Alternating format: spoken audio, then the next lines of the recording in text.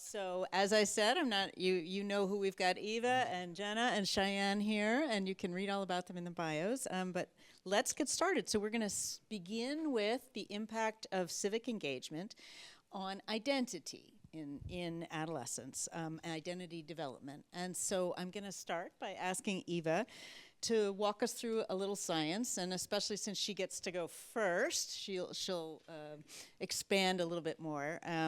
And so can you talk to us about what the key brain, psychological, and social developments linked with identity development are in adolescence? Sure. Is this on? Yeah? Okay. So I took a couple notes. I'm going to look down periodically just so I can be concise given our limited time here. So I think we're all here because we agree that adolescence is a really remarkable developmental period. And one really big change that's happening during this period is pretty dramatic changes in the brain and how it's restructuring. It changes more so than any other developmental period other than sort of right after birth. And these changes in the brain, this restructuring, opens a window of plasticity that is really this time of opportunity for adolescents to engage in social learning and exploration and self-discovery. So this is really important both for identity development and also the broader concept of civic engagement. So there's several important neural changes that are happening, and I'm going to focus on the most relevant ones for us today. And these are going to help us hopefully to understand identity development and in the context of civic engagement. So civic engagement really requires youth to balance thinking about themselves with the broader goals and context of the social and societal challenges that they might be facing. So I'll talk about two really important changes in the brain that are happening. So first, there is this overlap in activation in an area of the prefrontal cortex, the medial prefrontal cortex in particular, where adolescents show heightened activation both when thinking about themselves, but also when thinking about close others. So there's this heightened self-other overlap that is perhaps really important when thinking about the social nature of our identities. So literally thinking about ourselves involves thinking about others, and this is something that is undergoing restructuring during the adolescent period. The second really important developmental change in the brain is this hypersensitivity in reward-related regions of the brain. So the ventral striatum in particular is an area of the brain that becomes very, very sensitive to rewards. What's really important here is that not only do adolescents show heightened activation in the ventral striatum when gaining rewards for themselves, but also when gaining rewards for important other people in their lives, whether that's their family, in-group peers, or even important societal causes. So I'll give you a couple examples of this from some work in my lab. So for example, in a recent study, we looked at activation in the brain when adolescents were deciding to volunteer their time for a charity or to donate some money. And we found that they show greater activation in the ventral striatum when actually contributing and donating their time to charities that are important to them. We've also found, and this was research I did in graduate school with Andrew, that adolescents show greater activation in the ventral striatum when they're gaining and contributing for their family relative to gaining rewards for themselves. So these data really suggest that helping others and contributing to others is a meaningful and rewarding experience for youth. So adolescents are really leveraging their heightened sensitivity to rewards to help others and engage in pro-social behaviors. And I'll just end with one other really important change that I think makes adolescence especially unique. So this intersection of self and other-oriented rewards provides this unique opportunity for adolescents to engage in behaviors that could be potentially risky, but also beneficial to others. So we know that the adolescent period is a time when risks are increasing, and it's also a time when adolescents are finding their sense of self, their sense of meaning, and engaging in behaviors that can help others. And the combination of this sensation-seeking or reward-seeking and this other-oriented behavior can help adolescents to engage in behaviors that are really important for society.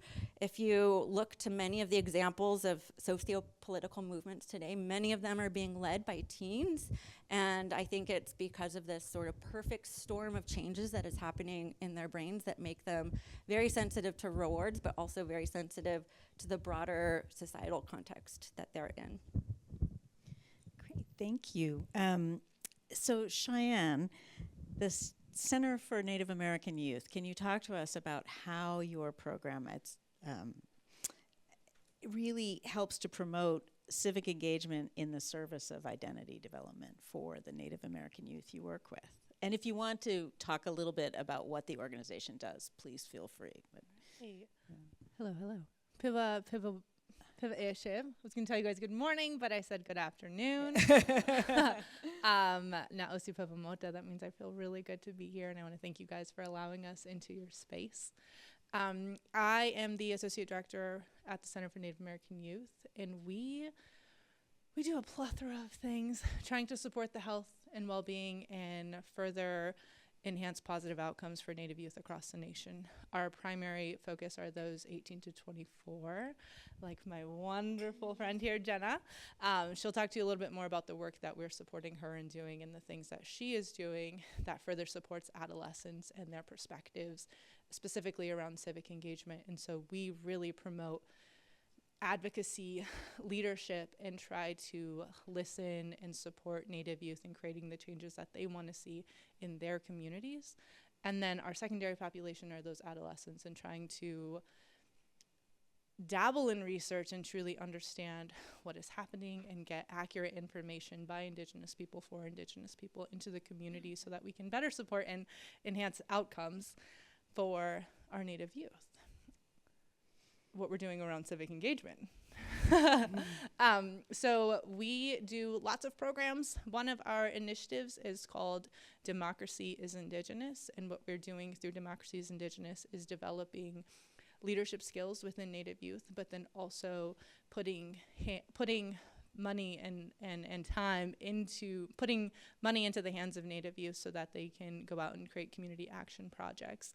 We are a firm believer that Native youth youth everywhere know their community best, that maybe sometimes as adults or organizations we're not always listening to exactly what they're telling us, so we pride ourselves in listening to what they need and supporting them in creating the changes that they want to see. So our Democracy is Indigenous program trains Native youth in advocacy and civic engagement and leadership, and then provides them with funding to create civic engagement community action projects. Right now we're really focused on get out the vote, registering to vote, and I'll let Jenna speak a little bit more, but really through these projects, they're community-based, and often they are focused on adolescents, and what that is doing is changing some of the perceptions or the outlooks, because at adolescence you're able to think about yourself and think about the future, and in previous generations within our population in particular there hasn't been a lot of opportunity. I won't get into the history, but we can think about the history of our different communities and the history of Native Americans. There hasn't been opportunity or we haven't been allowed to engage civically, and so we're working on it. We're changing those perceptions. We're allowed to engage civically. We're trying to ignite the community to have a desire to engage and to share their voice. And in doing so, Native youth are leading in also changing the perceptions of our adolescents so that as they're growing, they're comfortable engaging, they're confident in engaging. And it's beautiful work. And I'm super happy to be able to share a little bit about that with you guys. can I just ask one quick follow-up question is, can you speak in terms of identity that because it is nationwide, it is all Native youth, right?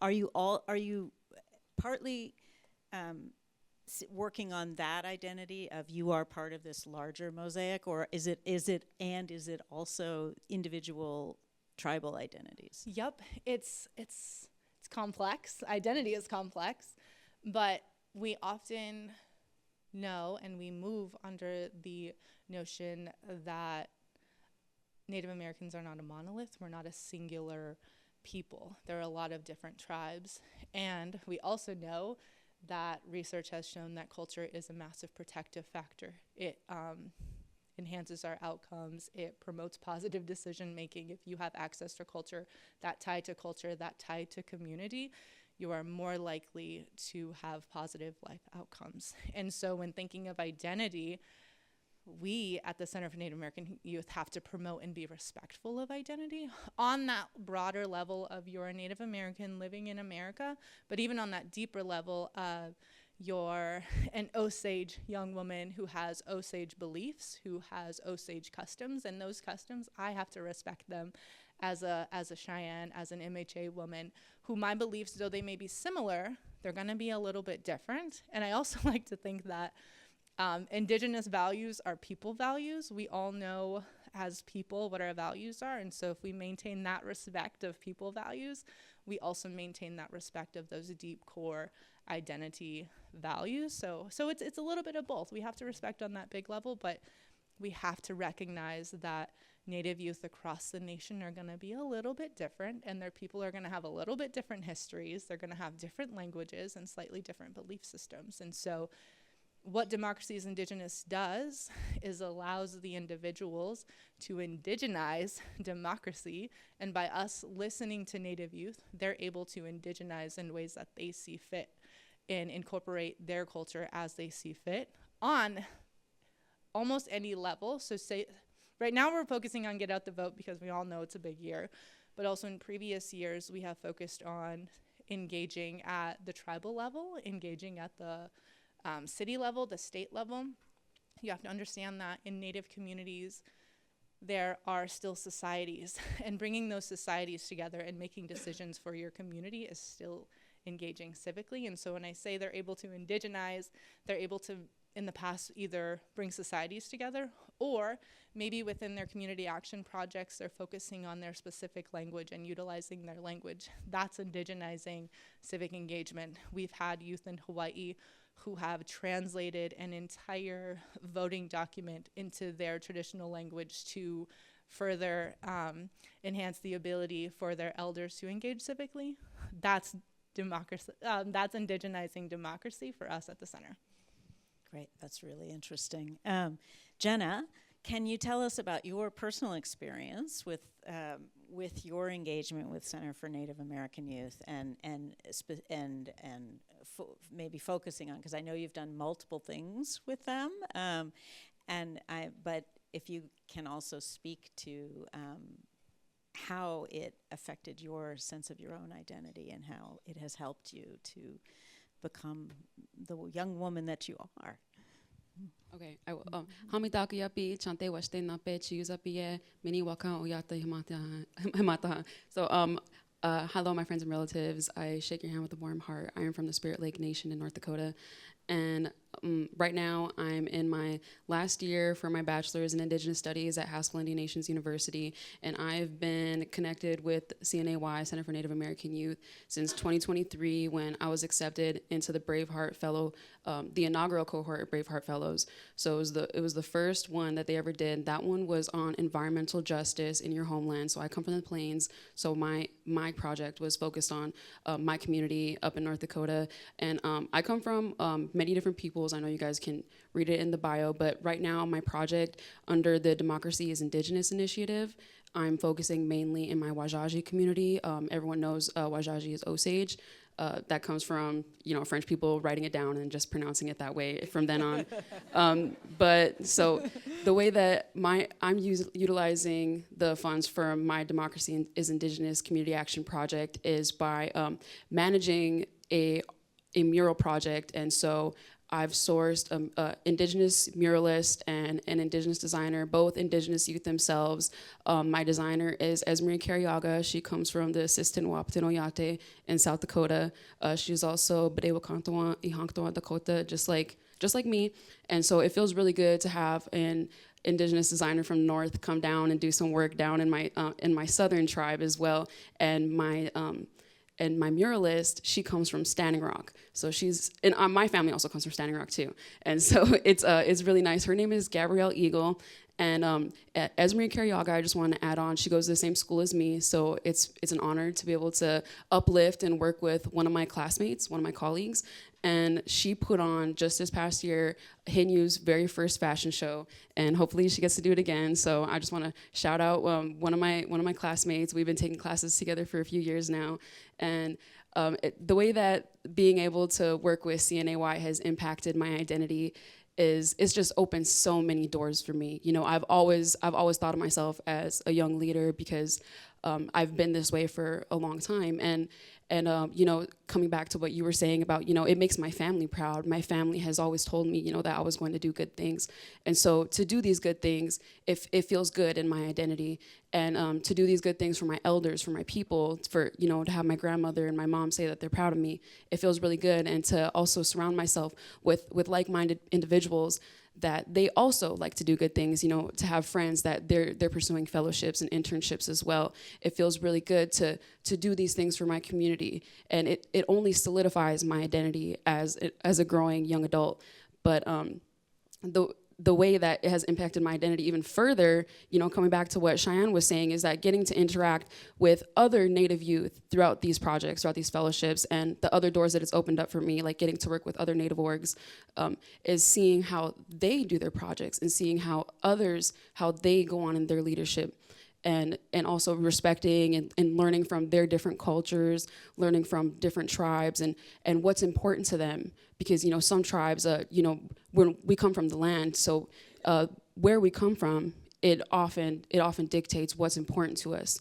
You know, some people, they come from the Southwest where, you know, where there's different issues down there. You know, right now they're facing their environmental rights. They're trying to protect their land from uranium, and because they're hauling uranium in and out of their lands right now. So that's what they're trying to protect. And I'm sure, you know, they've been fighting that for years and years. I can't really speak on their behalf because I don't come from that area, but I'm sure that it's a fight that's been going on for generations. And so that's what's important to them. And, you know, what makes my family proud is protecting land and water rights, because, you know, I come from Standing Rock, and we were fighting a pipeline back since 2016. So, you know, what makes my family proud of me is, you know, being able to defend and protect the land and water. And, you know, that makes me feel good as well, because those values, the core of them is our future generations, is so that, you know, my children, my great-grandchildren, my posterity, that they can have clean water, that they can play outside and breathe clean air.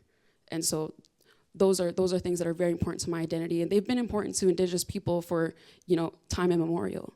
Those are things that have always been important to us. Can I share really quickly? Yes. Her memorial, or her The mural? her memorial. Her mural is going up in an Osage children's school that will have children on stage. So seeing themselves, not only engaging, but seeing themselves in this beautiful role of taking the stage. And so that's the perceptions that she's beginning to build in these young children, that I think is really beautiful. Yeah, I forgot to add that on. So the mural is going into our immersion school. It's called Daposka, and it's for the older students. So there's an early learning academy for the younger students, but this one will be going into the brand new facility for, it only goes up to 8th grade. So the eighth graders will be able to see, the mural is gonna be of young children, and they're all standing on stage wearing their Osage clothes, and it's them being young leaders. You know, it's them being able to see themselves, and it's very important for us to see people that look like us, that are making changes, just to know that we can make changes. Thank you. Eva, when you hear them talk about their work and identity as Native women, what does it call to mind for you or do you find connections with how you've been thinking about identity and development for adolescents? Yeah, I mean, it's so beautiful to hear your stories and to hear it from the people who are experiencing the changes. I want to hear more from you, and not do the talking here, because your stories were really beautiful. But I think one important thing that comes to mind is really this idea of finding the thing or the passion that brings you joy and meaning. For Jenna, having her parents be proud of her, so engaging in the things that bring them joy, bring her joy. And I think that that is a common theme here to think about. When we think of adolescents and the things that they might choose to explore or do, we don't want teens and youth to be pushed into things that don't bring them joy, because that's not going to bring meaning or change in the world. And so being able to find the things that are important to you as a person and as a family and as a community, I think are the things that we need to really help adolescents to find.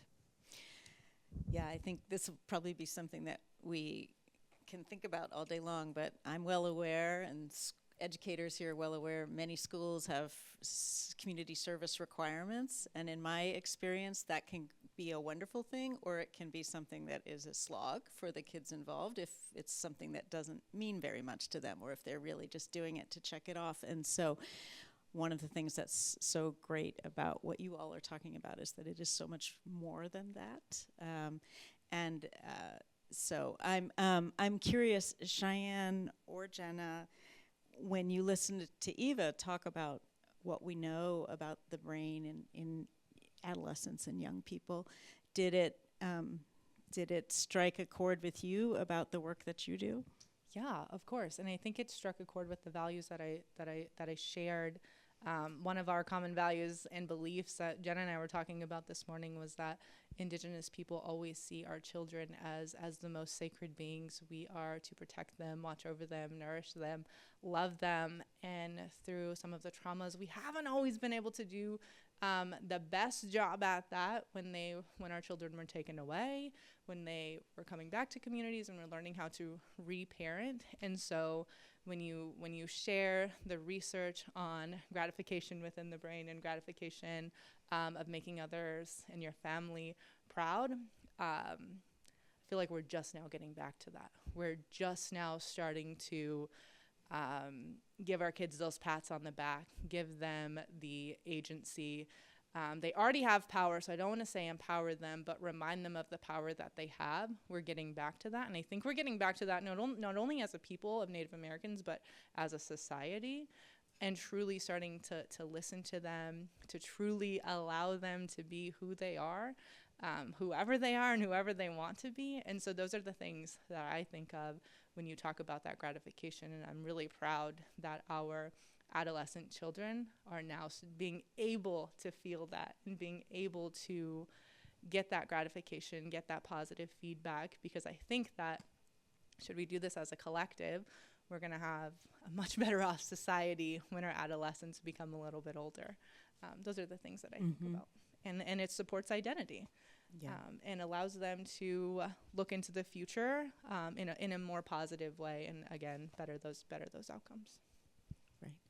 Jenna, did you have anything you wanted to add? Yeah, when I was listening to the research that you were talking about, it reminded me, similarly to what Cheyenne said, that, this is something that we have instilled in our culture for a long, long time. And unfortunately, it was something that, it was taken from us, and that we have to come back to as a community, that we have to reach out to each other. So I'm thankful that there are programs like this that help and uplift Native youth, because, many of us have had those family values taken from us, and right now we're working on rebuilding that, but from a long time ago, we always wanted our youth, our children, to honor their families, to do good things, to, you want to be proud of your children, and, we're always proud of our children, but a long time ago, life was just a lot different for us.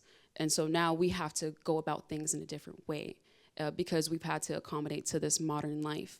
So we have to do things in a different way. So I'm really thankful that we have these programs to uplift Native youth, because we haven't always had that. And I'm just repeating what she said, but we have to rebuild that. We're working on rebuilding that, and I can't say that enough, because we do that every day. We have to do that every day. It's not something that we just do once or twice in our life. Our identity is constantly being built, and it's constantly being reinforced by our environment and the people that we surround ourselves with and the things that we do.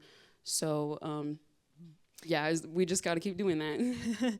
And can you also I know you mentioned to me earlier how you found out about the Center for Native American Youth, because I think it's interesting to know where does access come from to these organizations. Yeah, I think I was probably checking my emails, or maybe I was like researching different opportunities, but it was somewhere online that I had seen application for a Braveheart Fellowship. But ever since I've been welcomed into CNAY, you know, it's opened up many doors for me. So this organization they've been really, really helpful, really great in helping shape my future and putting me on the right path, because, you know, I grew up on the reservation where we don't have any opportunities, where, you know, we do need outside resources to come in and help us, because if you guys didn't already know, the way that the reservation is set up, you can't leave. You can't leave. You don't know how to live in the outside world. You don't know how to survive outside of the reservation. And so that's the reality that Native youth face every day. And so to have the Democracy is Indigenous initiative, it means everything, because we, you know, like I said before, we have to adjust to this modern lifestyle. And for us to continue to be the leaders that we have always been, the leaders that we have to rebuild ourselves to be because of our history and what we went through, you know, it's very important for us. It's vital for our future, for us as Native youth, to be able to have opportunities to indigenize these spaces. You know, I bring my ancestors with me when I come into these rooms. I bring, you know, my future children, their spirits with me when I come into these rooms. And so it's just an honor to be able to breathe every day. That's a good way to think, isn't it? Eva, can you start with the last thing that we'll address up here, and then we'll let you all discuss some of this. But what do you think are the emergent questions that cross these between the science of adolescent development and identity and civic engagement? What do scientists, policymakers, practitioners need to be exploring or thinking about? Yeah, I mean, just sitting on this stage, I think it's clear that the questions that we ask need to come from partnerships with the community.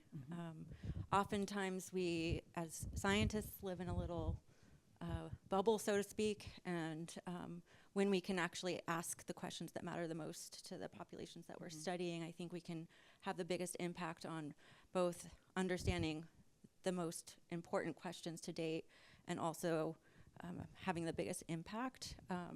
I don't know what those questions are, what those emerging questions are, because I think that they will emerge through having conversations with the communities, and today we'll do that, I hope. Yeah. Cheyenne, do you want to speak to this question? Yeah. I have a background in public health, so I'm going to come at you with some public health hats here. I think that holistic community support, I mentioned how I feel like our children are just now getting that positive reinforcement, et cetera. And I think that in many of our communities, there are gaps in our holistic and community support that need to be addressed. And I think that we have to walk through truth. A lot of times listening to our histories as a collective is really tough, but we definitely have to walk through truth so that we can get to that positive, bright, collective future that we all desire for our communities and for our children. So I think some of the questions, not only listening to community is big, but also, in taking that further, what are the gaps in community and how can we fill those gaps so that our children can be set up so that they can thrive, so that as their brains are developing in that most important stage, that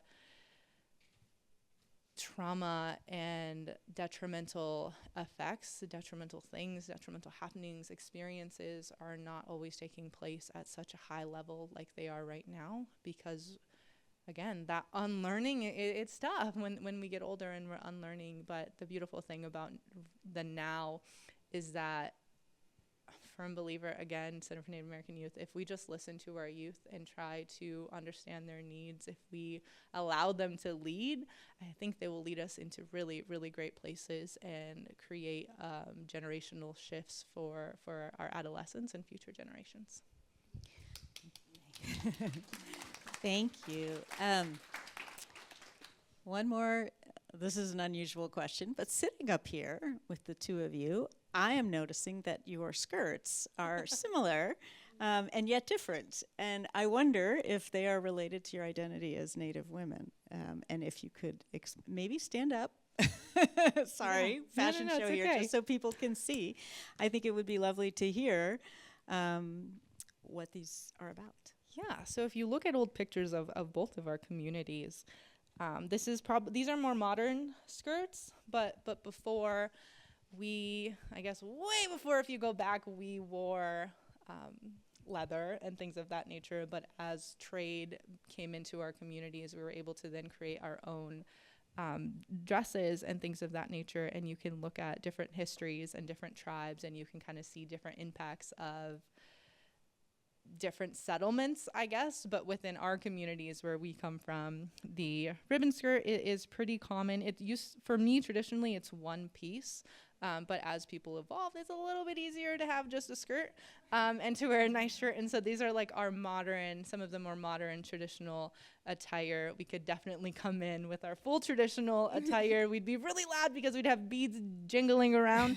But these are some of our more modern ribbon skirts. And you can see that she has an overlay, which is even more modern than the one that I have. That's pretty new. But a lot of our tribes would either have like 3 to a few to like fully stacked ribbon skirts, particularly in the Plains area that we both mentioned that we represent. And then you can see that we both have these mine are over here. We have some shells, and this is representative of some of the trading that took place. So we're both from the Plains, where you would not originally see these, but we had different products and things that maybe those on the coast needed. And so through the fur trades and all of the systems, there's beautiful maps that you can see of the different tradings. That's how our people began to make jewelry out of different shells and beads. Beads came from trading too. And so, yeah, that's a little bit about some of our dresses. You have anything to add? I recognize I. Okay, so these are called ribbon skirts, and the ribbons came from industrial trade, mainly with the French people. They brought a lot of industrial made goods, and so it was just it was faster to craft stuff, because before we'd have to make all of our beads by hand. So that's how we started getting seed beads, and that happened in the early 1800s. And what's really important to add on is that each family and each individual person, when they have things made for them, they're custom made for them, and sometimes there's stories in those designs. So these shells that we're wearing, it's not very often that you'll see Plains women, Plains people wearing these dentalium shells. These shells come from the coast, and they were used as a form of currency for trade. So to be able to wear them is a sign of wealth. To be able to wear them is like wearing money. And this medallion that was made for me, my mother made this for me as a graduation gift for when I walk the stage.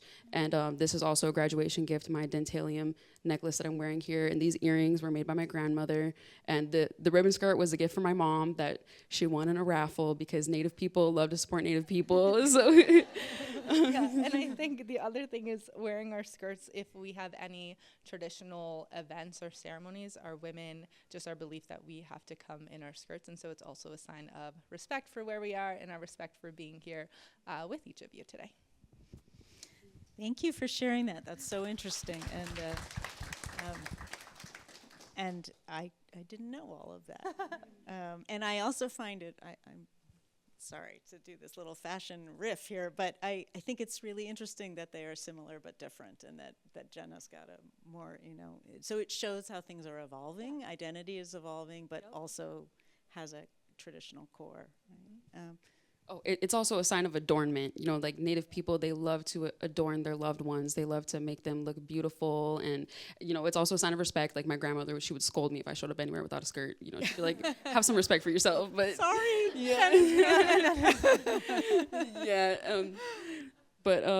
I guess I forgot what I was going to say. Yeah. Okay. Oops. All right. We're like perfect on our timing here. Do you have anything else to add, or no? Okay. I think we will leave it there. You have 10 minutes at your tables, and you all can return to tables so you can be part of the discussion. And thank you so much, all three of you.